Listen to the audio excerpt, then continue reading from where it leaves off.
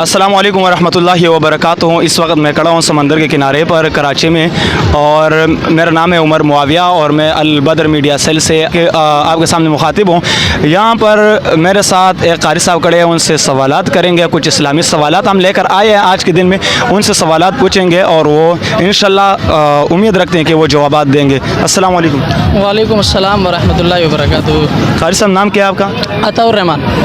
अताउर रहमान भाई, हमारा 3 सवाल है। सबसे पहला सवाल हमारा ये है कि सहाबी किस को कहते हैं?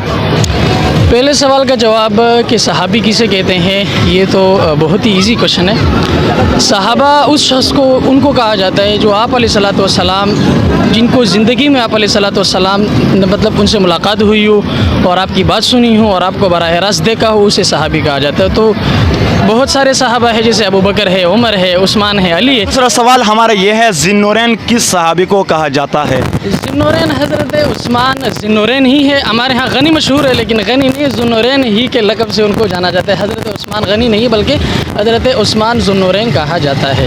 माशाल्लाह, बहुत ज़बरदस्त। और आखिरी सवाल बता दे। नबी की जो जमात है उसकी तो दास्तान का फ़िल्म भी है, लेकिन चूँकि जमात का नाम आपने पूछे तो जो जमात है उसको कहा जाता है जमात सहाबा। और सहाबा चूँकि हमारी जान है, हम उस पर कुर्बान हैं, तो इसलिए इस जमात का नाम लेते हुए हमें फ़ख्र है इस पर। बिल्कुल ज़बरदस्त। अस्सलाम वालेकुम। वालेकुम सलाम।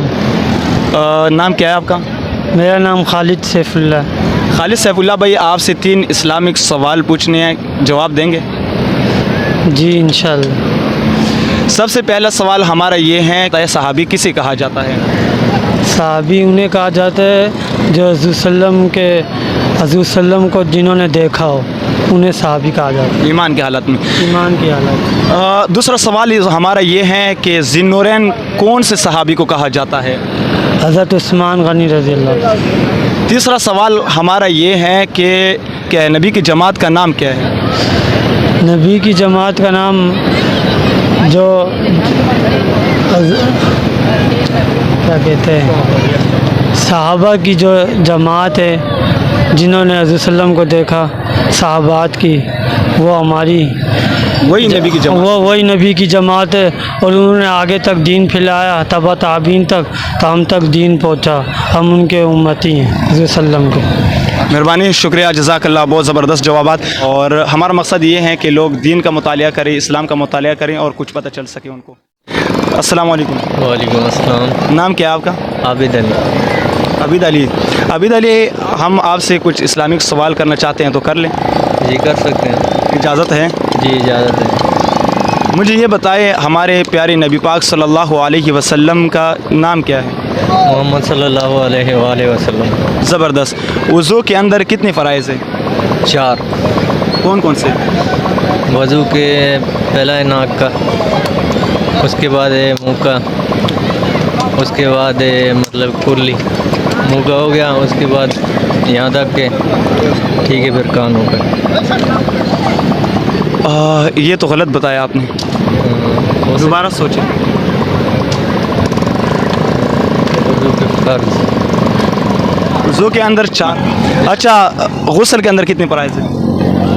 गुस्ल के अंदर गुस्ल तो रोज़ाना की बिना पर हम करते हैं। अगर हम मुसलमान हैं तो रोज़ाना की बिना पर हम गुस्ल करते हैं। अगर किसी को गुस्ल के बारे में ना पता हो तो ये अफसोस की बात है, और मुसलमान के लिए ये बिल्कुल अफसोस की बात है।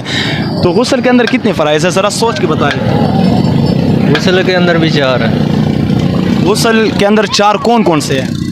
यही जो इसके अंदर है, मतलब वज़ू के फ़राइज़ हैं, ऐसे ही हैं गुस्ल के। गुस्ल के अंदर 4 फ़राइज़ हैं। गुस्ल करते हो?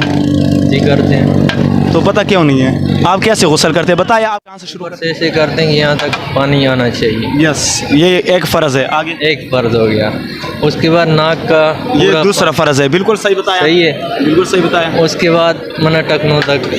नहीं, पूरे जिस्म पे पानी फेरना, हाँ। पूरे जिस्म पे पानी फेरना, ये तीसरा वो है। अफसोस की बात यह है कि यहाँ पर किसी को गुस्ल के बारे में भी पता नहीं है, गुस्ल के फ़राइज़ के बारे में भी पता नहीं है। हमारा मकसद ये नहीं है कि हम किसी का तज़लील करें, किसी को ज़लील करें। हमारा मकसद दीन की आगाही है और हम करते रहेंगे। शुक्रिया भाई।